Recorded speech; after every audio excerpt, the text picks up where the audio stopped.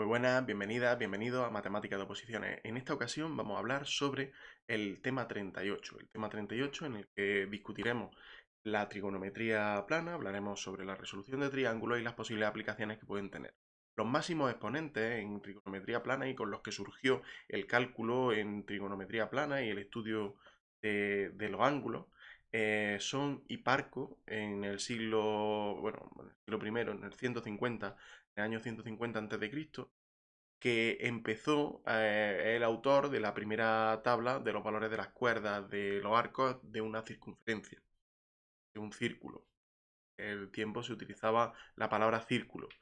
Posteriormente, Ptolomeo, en el año 100 a.C., utilizó esos cálculos para elaborar una tabla en la que recogía los ángulos desde 0 a 180 grados.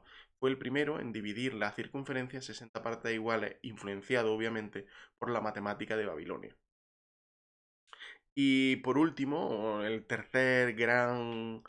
tercera gran aportación que sirvió de impulso a la trigonometría fue Menelao de Alejandría, que en el siglo I después de Cristo desarrolló todas las ideas sobre trigonometría que se habían estado gestando en los siglos anteriores, las desarrolló y las aglutinó, teniendo en cuenta, formando su obra sobre el cálculo de los arcos de un círculo. Bien, con estos tres personajes, estas tres personalidades que contribuyeron al desarrollo de la trigonometría, se establecieron los fundamentos de la misma. Posteriormente, el progreso fue intermitente y muy poco sistemático, hasta que en el siglo VI después de Cristo, con aportaciones como las de el indio Aryabhata, la trigonometría pues, comenzó a evolucionar, comenzó a adquirir pues, una formulación propia, una formulación práctica y muy parecida a la que tenemos actualmente. De India se trató de transmitir, se fue transmitiendo a la cultura árabe y los árabes aglutinaron, revisaron y volvieron a unir todos los conocimientos que tenían, por tanto, que les venían de los griegos y que les venían de los indios.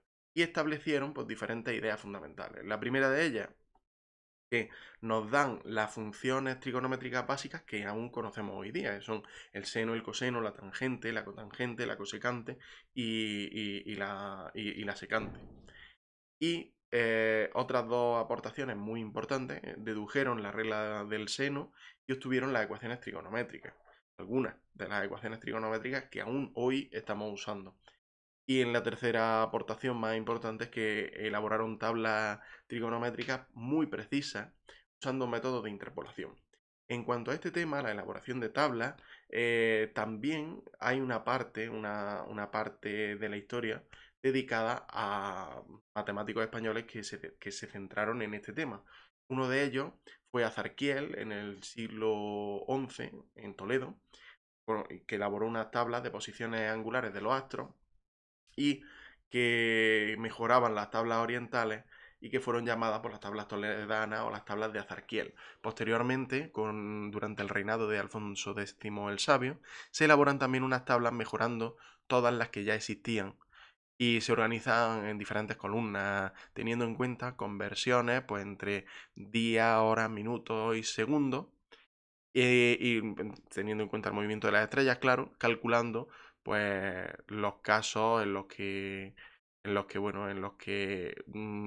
cálculo de ocasos solares o las tablas astrológicas también se tienen en cuenta. Las tablas alfonsíes eh, se consideran el punto de partida de la astronomía actual y estuvieron en vigor hasta el siglo XVII, momento en el que se impusieron por los nuevos métodos pues, de Tycho Brahe y de Kepler, basados en el sistema copernicano. Con todo ello, llegamos a la relación entre la trigonometría y el currículo. Hay que decir que según el desarrollo curricular de la LOMCE, especificado a través del Real Decreto 1105/2014 de 26 de diciembre, la mención de las razones trigonométricas pues, solo se realiza en matemática orientada a la enseñanza académica en cuarto de la ESO y en matemática 1 de primer curso de bachillerato. En ambos casos se aplica la resolución de triángulos. Es una de las principales características que las razones trigonométricas, la trigonometría, se utiliza para la resolución de triángulos.